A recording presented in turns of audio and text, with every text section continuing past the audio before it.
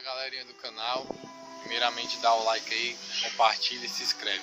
Hoje eu venho mostrar aqui o barulho que faz da Factor, da pince da Factor aqui do freio a disco, a FET 150. Vou mostrar pra vocês aqui, ó. Essa é a folga que ela tem, ó. Vocês estão vendo aqui? Ó, essa é a folga. Olha, ó, a folga. Essa folgazinha que ela tem na partilha aqui da pinça de freio. Agora nós vamos fazer um testezinho do barulho.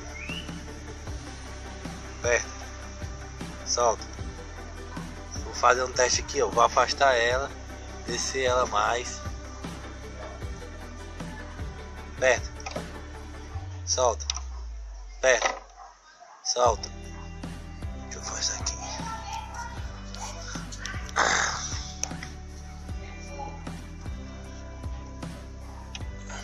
Ó, é esse barulho que faz.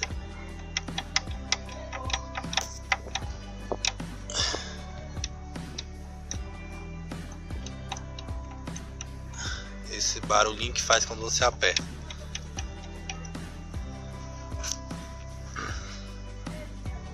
Não vou mandar apertar agora não. Ó, aperta. Tá vendo? Esse barulho aí que faz, gente, ó. Solta aí, Davi. Vou baixar de novo aqui a pinça. Ó o barulho que vai fazer, ó. Aperta. Esse é o barulho que faz. De novo aqui. Vou tirar aqui. Aperta. Esse é o barulho aí que faz, ó.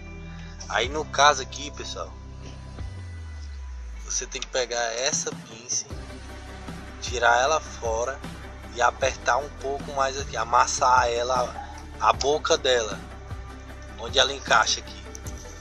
Não sei se dá pra vocês verem aqui a folga. Ó, a folga, ela desce, sobe. Essa é a folgazinha aqui dela. Ó, a folga.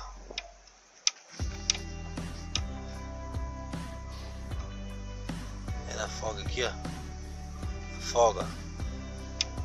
Aí no caso aqui, pra parar aí com esse barulho, você vai ter que apertar aqui esses dois lados, um lado e o outro, apertar para poder, ó, pra poder tirar essa folga, viu? Então galera, é isso. Se você gostou desse vídeo, dá o like aí, compartilha.